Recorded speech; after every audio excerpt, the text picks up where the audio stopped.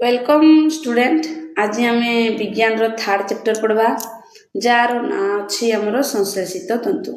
संश्लेषित तंतु डा गोटे बिग विषय कारण बहुत सारा नुआ ना तुम मैंने जानब। आम जो गुड़ाक व्यवहार करुती ताड़ा कौ पॉलिथिन द्वारा तैयारी भी तुम जानी पारबो।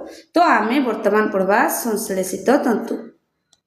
संश्लेषित तंतु संश्लेषित तंतु को आम आउ कौन कही पारती ताको आम कृत्रिम तंतु बोली कहा जाए। एटा केतेटा दे देजी टिके आम सामयिक सूचना जानबा तार बेसिक कांसेप्ट जानबा जे आम काहाकू कहती संश्लेषित तंतु। आम जानिती तंतु होला दुई प्रकार, गोटे हला प्राकृतिक आ गोटे हला कृत्रिम। प्राकृतिक कृत्रिम जानिती प्राकृतिक तंतु रे कोको माने जिबा हमर तुला पशम आउ रेशम ये तीन टा जीवे। आउ जो रहा आमर कृत्रिम तंतु ए कृत्रिम तंतु को आम संश्लेषित तंतु बोली कही था। देखाई आम पिंधुवा पोशाक तंतुरे तैयारी प्राकृतिक तंतु जेपरी कपा रेशम आउ पशम। प्राकृतिक तंतु बा कृत्रिम तंतु कह जाए जो गुड़ाक कही संश्लेषित तंतु छोट छोट मोनोमर जड़ित रही जाए बा पॉलीमर रे तैयारी होता है। जो गुड़िया माड़ी रे तैयारी होगापाई तार बिंदु बिंदु बा गोटे गोटे पॉइंट को लेकिन कनेक्ट होना आमर माड़ी तैयारी होता है। से टाइप आमर कौन होता है संश्लेषित तंतु गुड़ाक तैयारी होता है। देजी आमर संश्लेषित तंतु केते प्रकार गोटे रेयन विषय देजी रेयन रो प्रस्तुत यह काठमंडल तैयारी होता है और रासायनिक प्रक्रिया रे तैयारी होता है। आर व्यवहार कौन है चादर कॉर्पेट इत्यादि रे तैयारी कॉर्पेट रे तैयारी होता है। ये जिनस गुड़ाक बही पूरापूरी विस्तृत भाव में देजी रेशम उपकारिता कौन आमर रेयन रो उपकारिता कौन एक्रिलिक रो उपकारिता कौन पॉलीमर रो उपकारिता कौन आमर टेलीफोन जो टेफ्लॉन रो उपकारिता कौन एगुड़ाक सब दे देजी तुम ताको खाली जस्ट टिके रीडिंग मारिदेबार अच्छी। तापर आम लाइलन देजी लाइलन जानती लाइलन कौन यह एक बहुत शक्त और प्रतिस्थापक और हालुका होता है। एटे मोजा दौड़ी टेंट दांत घसा ब्रश आमर कार सीट बेल्ट एगुड़ाक तैयारी होता है। आ पाराचुट तैयारी हुए ये आमर पॉलीएस्टर पॉलीयुक्त एस्टर जे पॉलिस्टर आउ एक्रिलिक रे कौन दिया है पॉलिस्टर यह सहजरे कुंचन हुए ना माने जब सफा करवा से पूरा छाड़ छाड़ रहा बिना आयरन मारा को पड़ो ना यह धोइबा और पिंधिबा सहज होइतबारु लोक माने समस्ते यह यूज करथांती। ए पॉलिस्टर रे पेट बोतल तार बासनकुसन इत्यादि तैयारी होता है।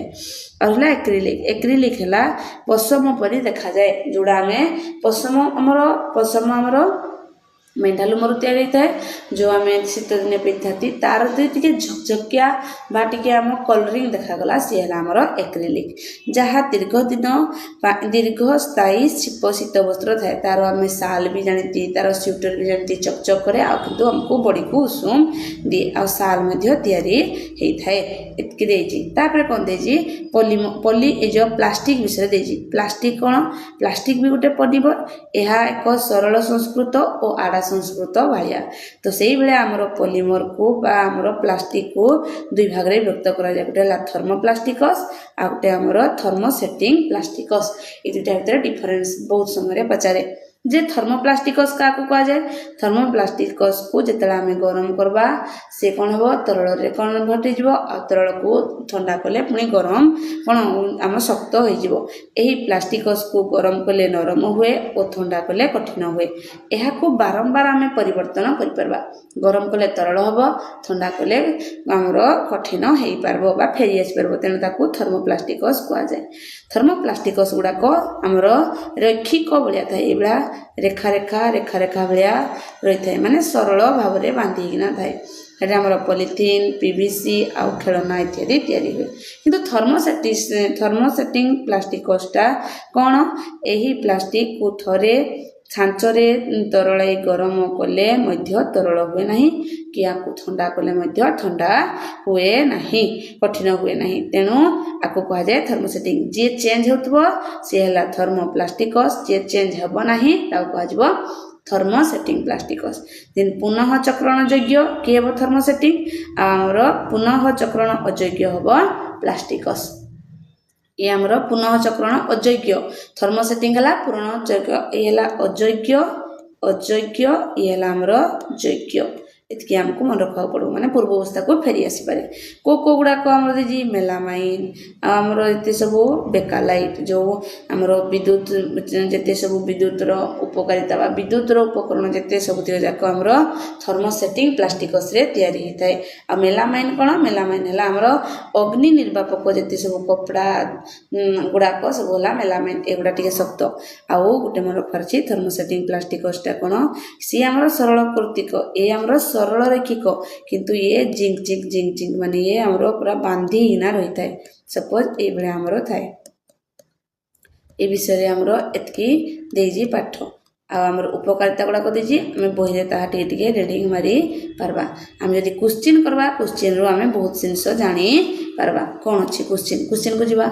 देजी केउटी एक प्राकृतिक तंतु नुहे केउटी एक प्राकृतिक तंतु नुहे कपा रेशम झोट ए तीन टा अच्छी किंतु हम उत्तर रेयन रेयन आमर कृत्रिम प्राकृतिक नुह ये कौन आमर कृत्रिम तंतु कृत्रिम रेशम भाव में केउ तंतु को व्यवहार करा जाए कृत्रिम रेशम तुमको कहगला सेटा आमर रेयन रेयन तैयारी रे केउ प्राकृतिक कंचामाल व्यवहार होता है रेयन तैयारी रे कहुजी आमर काठ मुंड व्यवहार करा जाए निम्नोक्त मध्यरु केउटी संपूर्ण भाव में संश्लेषित तंतु अटे कोड़ा संश्लेषित तंतु निम्नोक्त भाव संश्लेषित तंतु अटे किए अच्छी आमर रेयन रेशम कपा ए तीन टा जाक अच्छी किंतु आमर लाइलॉन डा हम आमर संश्लेषित तंतु तापर देजी केहू तंतुरु प्रस्तुत दौड़ी पाराचूट आउ पर्वतारोहण माने व्यवहार करिथांती कोडा आमर ये आमर रेयन कारण जेतला गोटे बॉक्स अछि गोटे पेज अछि से पेज रे बहिरे समते देखिदेबो जे को उपादानडा को मॉलिमर द्वारा तैयारी अछि एतके हमको पढ़ी देले ए क्वेश्चन डा हमको इजी हे जिवो लाइलॉन केउ केउ पदार्थ रु तैयारी होइथाय लाइलॉन हमर को पदार्थ ए दिजी काठमुंड रे हमर कोन तैयारी हिजी हमर रेयन तैयारी हिजी दिजी कपा रेशम कोइला आ तापर दिजी हमर लाइलॉन पय कोन अछि लाइलॉन हमर अछि कोन कोइला वायु आउ जल तापर पोशाक रे केंदू री न पड़िबा गुण केउ तंतुरे अछि हमर पॉलिएस्टर तापर पीईटी केउ पॉलिएस्टर एक जनाशुना रूप अछि पीईटी डा को पॉलिएस्टर जनाशुना ना बोली नाम को पचार जी हमर पॉलिएस्टर टेरिलिन हेउछि एक डैश टेरिलिन एक कोन टेरिलिन एक हमर कोन ये हमर पॉलिएस्टर तापर हम पढ़वा नेक्स्ट देजी शीत वस्त्र तैयारी रे पशम प्राकृतिक पशम बदल रे केउ पॉलिएस्टर को व्यवहार करा जाई थाए कोडा को एक्रिलिक पढ़ा जाई रे हमर देजी एक्रिलिक हमर व्यवहार करा जाई थाए रे हमर देजी एक्रिलिक देजी एक्रिलिक पशम परि देखा जाए और आपको में शीत दिने व्यवहार करी थांती इतकी हम सला तापर हम पढ़वा नेक्स्ट पेज रो क्वेश्चन देखबा कोन देजी रेयन एक कृत्रिम तंतु रेयन काहे कि एक कृत्रिम तंतु हमको कारण खबर यह प्राकृतिक उत्स तैयारी यह रासायनिक पदार्थ तैयारी यह केवल रेशम भली देखा जाए यह को पॉलीमर बोली कहा जाए हम जानती पॉलीमर कौन कृत्रिम तंतु कौन पाए कहा जाए कारण से रासायनिक प्रक्रिया द्वारा तैयारी होता है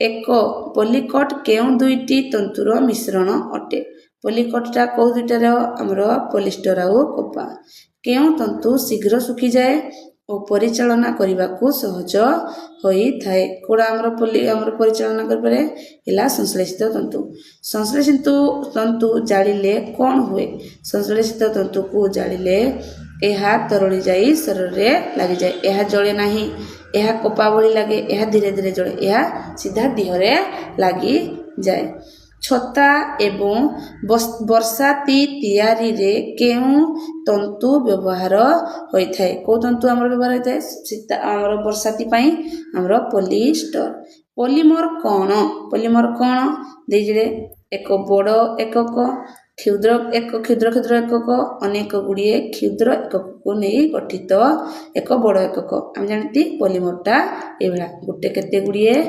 ପଲିମର ମାନେ କେତେ ଗୁଡ଼ିଏ ମୋରକୁ ନେଇକିନା ପଲି ହେଇକିନା ପଲିମର ହେଇଛି।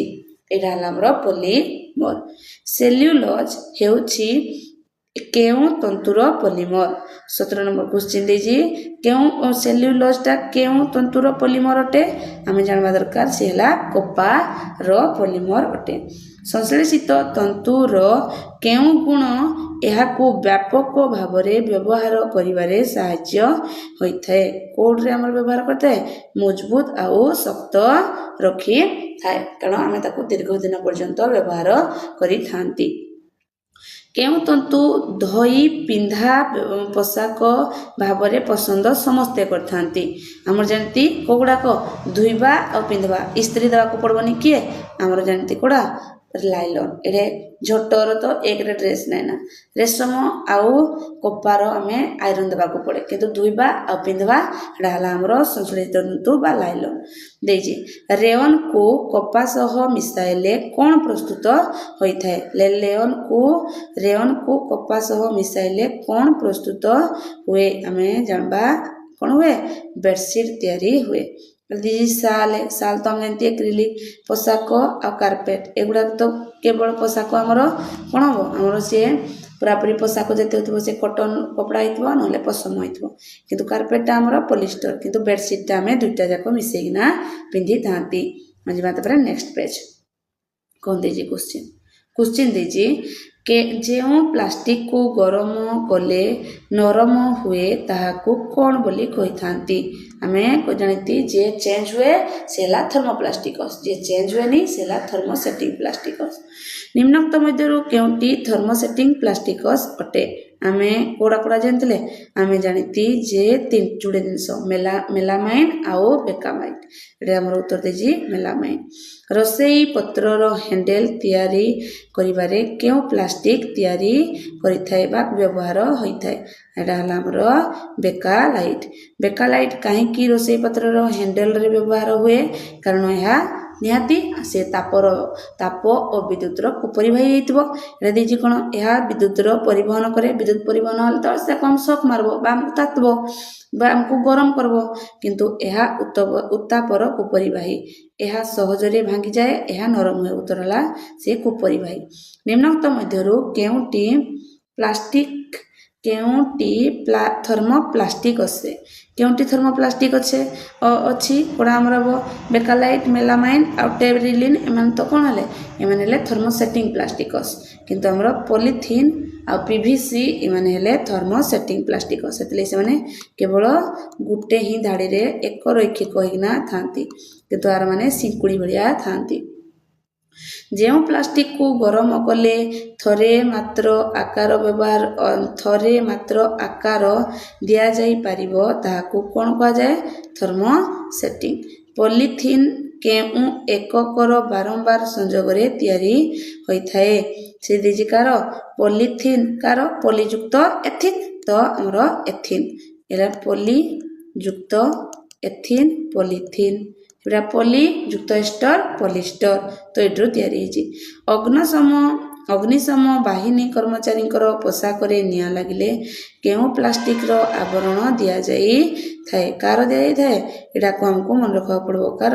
ମେଲାମାଇନ୍। ଆମେ ପଢ଼ିତି ଏଇ ପେଜରେ ଯେ ମେଲାମାଇନ୍ଟା କ'ଣ ପାଇଁ ଏତେ ଯେ ଏଇଟା ଦେଇଛି ମେଲାମାଇନ୍ ଆମର ଯେତେ ସବୁ ଅଗ୍ନିଶମ କପଡ଼ାରେ ବ୍ୟବହାର ହୋଇଥାଏ।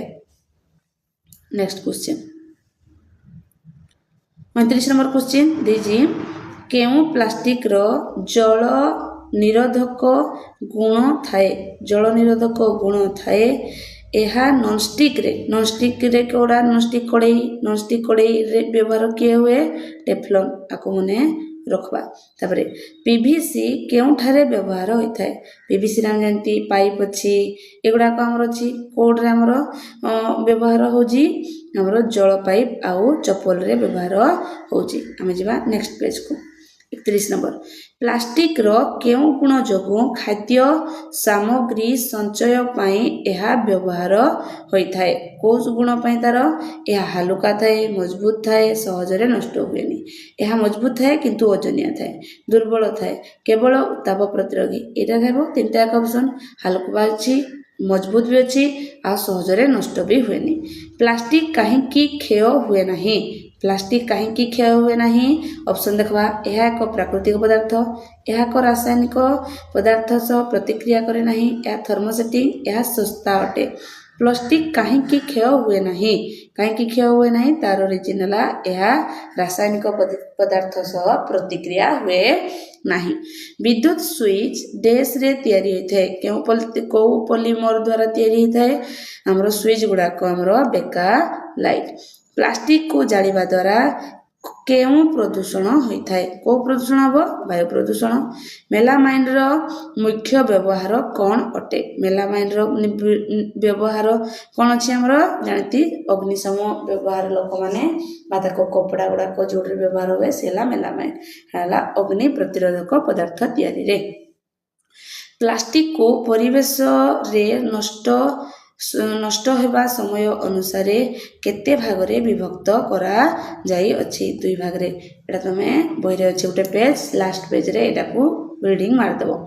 केउटी जैव विघटनशील पदार्थर उदाहरण अटे किए जो आमर जैव विघटन प्रक्रियार उदाहरण प्लास्टिक बैग ही पारबनी पॉलीमर ही पारबनी पीवीसी पारबनी मैं तो समस्ते पॉलिथिन किंतु आमर कपड़ा कौन पारब अपघटक हो पारब।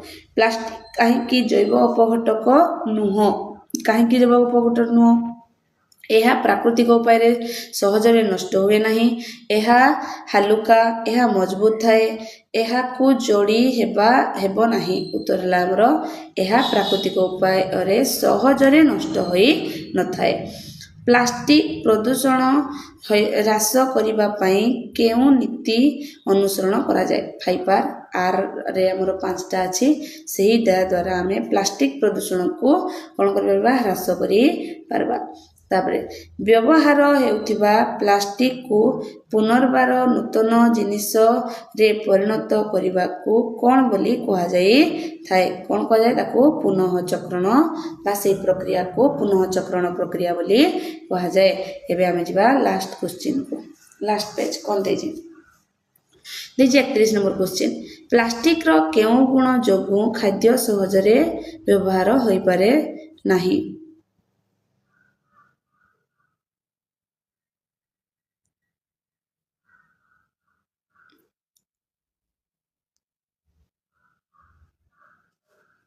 देखी दो प्लास्टिक रो केउ गुण जोगु खाद्य शीघ्र नष्ट हुए नहीं आमे जानिती तार उत्तर कौन यह हालुका सहज।